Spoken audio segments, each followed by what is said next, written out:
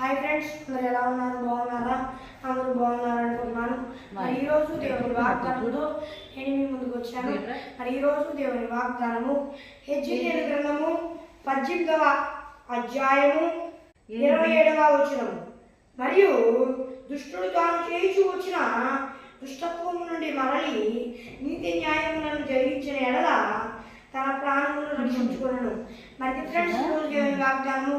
మరి ఈరోజు దేవుని వాగ్దానం ద్వారా మరి దేవుడు ఏం చదివిస్తున్నాడంటే, ఇట్లాంటి చండాలకు వాళ్ళైనా వచ్చి మరి వాళ్ళు చేసే ఆ చండాల పనులు ఆపి ఆయన వైపు తిరిగి నీతి న్యాయాలను అనుసరిస్తా బ్రతుకుతూ ఆయన రక్తంలో కడగబడిన వారైతే వారి ప్రాణము అలాగే వారి ఆత్మ రక్షింపబడిందని దేవుడు చదివిస్తున్నాడు. ఫ్రెండ్స్, మరి లేకపోతే మరి దుష్టులు నశించిపోతారంట.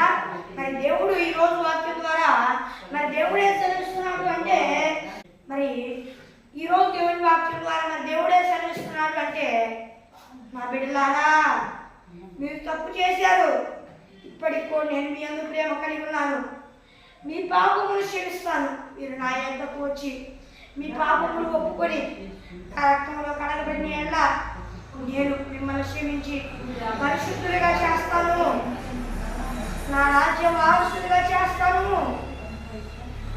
మీ మీదకి వచ్చే శాపాన్ని కలవరిగిరిలో నేను చేసిన త్యాగాన్ని బట్టి కొట్టివేస్తాను అని మరి దేవుడు సెలవిస్తున్నాడు. ఫ్రెండ్స్, మరి మీరు ఎలాంటి పరిస్థితిలో ఉండి ఈ వాగ్దానం చూస్తున్నారో నాకైతే తెలియదు, కానీ మరి దేవుడే సెలవిస్తున్నాడు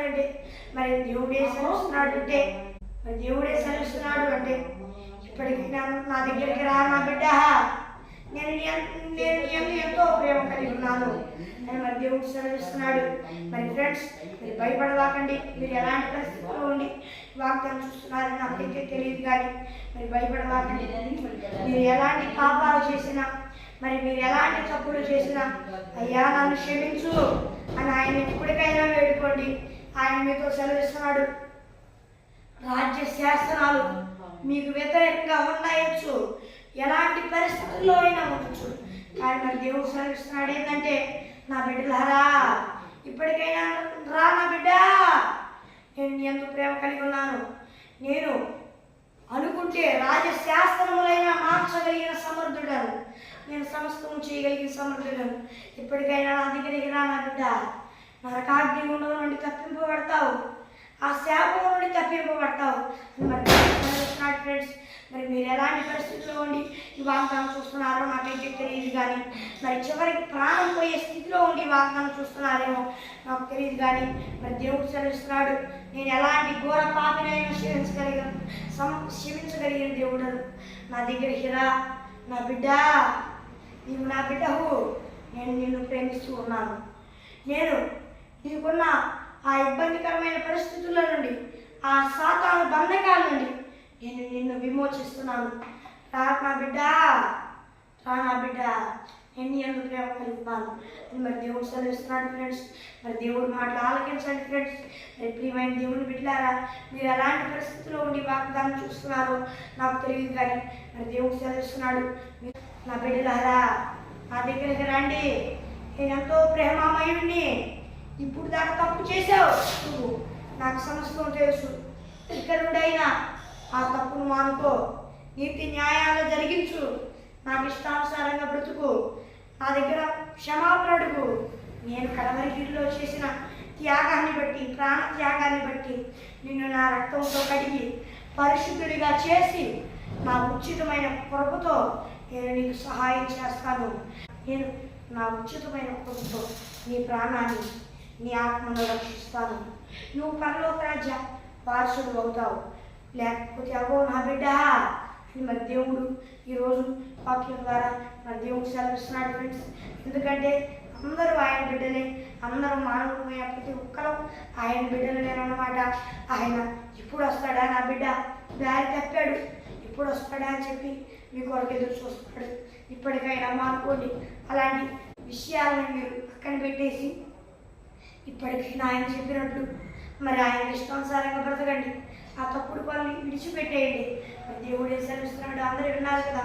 విడిచిపెట్టడం ఒకటే కాక నీతి న్యాయములను జరిగించి, నీతి న్యాయ కార్యాలు జరిగించి, దేవుడికి ఇష్టానుసారంగా బ్రతుకుతూ ఆయన రక్తంలో కడగబడిన వారై పరిశుద్ధులయ్యి, ఆయన దగ్గర మీ పాపాలను క్షమాపణ అడిగి పరిశుద్ధులయ్యి మీ ప్రాణాన్ని, మీ ఆత్మను రక్షించుకోండి, లేకపోతే నశించిపోతారు. మరి దేవుడే సరిస్తున్నాడు, అందరూ విన్నారు కదా ఫ్రెండ్స్. మరి దేవుని మాటను ఆలకించి దేవుడి మాట వినండి. మరి ఇది ఫ్రెండ్స్ ఈరోజు దేవుని వాగ్దానం. చిన్న ప్రార్థన చేసుకున్నాం. పరలోకమందున దేవా, నీ బిడ్డలతో నువ్వు సూటిగా మాట్లాడావు, అందును బట్టి నీకు వేలాది కోట్ల స్తుతులయ్యా.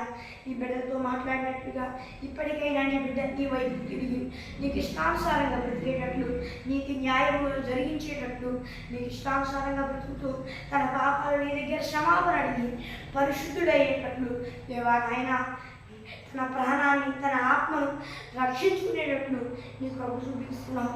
అందరూ బట్టి స్తోత్రమయ్యా. అయితే దేవా, ఆ నీ బిడ్డ నీ మాటలు ఆలకించి నీకు ఇష్టానుసారంగా బతకడానికి సాయం చేయ. ప్రాణం పోయే స్థితిలో ఉందేమో ఆ బిడ్డకి, అయితే నువ్వు ఆ బిడ్డతో చుట్టూ ఉన్నావు. రాజ ఆజ్ఞను కూడా నేను మార్చగలిగిన దేవుడని సెలవిస్తున్నావు అయ్యా. నువ్వు సర్వం నీ చేతిలోనే ఉన్నది. ఆ బిడ్డ ప్రాణమును, ఆ బిడ్డ ఆత్మను రక్షిస్తానన్నావు. తన దగ్గరికి మరలితే దేవా, నీ దగ్గరికి మరలితే దేవా, ఆ బిడ్డ నీ దగ్గరికి మరలేటట్లు, నీ వైపు తిరిగి నీ ఇష్టానుసారంగా బతికేటట్లు మళ్ళీ పెట్టుకుంటూ దేవా, ఈ భూలోకంలో ఉన్న వారిని, అలాగే ఈ వాగ్దానం చూస్తున్న వారిని అందరినీ దేవా నాయన నువ్వే మార్చమని పెట్టుకుంటూ, అందరూ దేవా నిన్ను నమ్ముకొని బాప్తీసం తీసుకొని దేవా మారు మనసు పశ్చాత్తాపం ఉంది రక్షణ పొందే సాయం చేయ. రక్షణ పొంది కూడా దారి తప్పిన వారు అయితే మరలా మారు మనసు పశ్చాత్తాపం ఉంది రక్షణ పొందడానికి సాయం చేయ.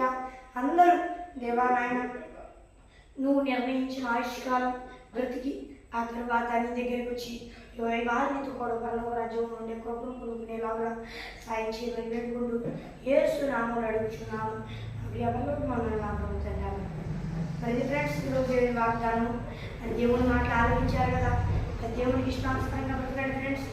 ఒకవేళ చాలామంది అనుకుంటూ ఉంటారు, నేను ఫస్ట్లో దేవునికి ఇష్టానుసారంగా బ్రతికాను కానీ చెడుగా జీవిస్తున్నాను అని.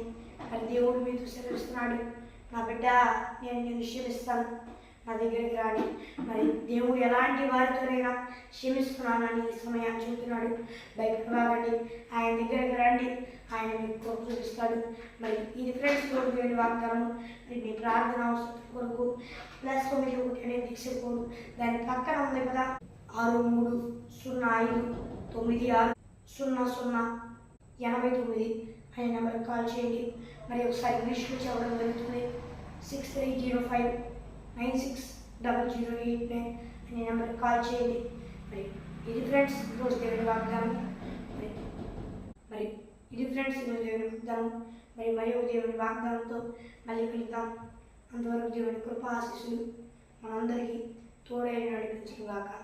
ఆమేన్. Praise the lord.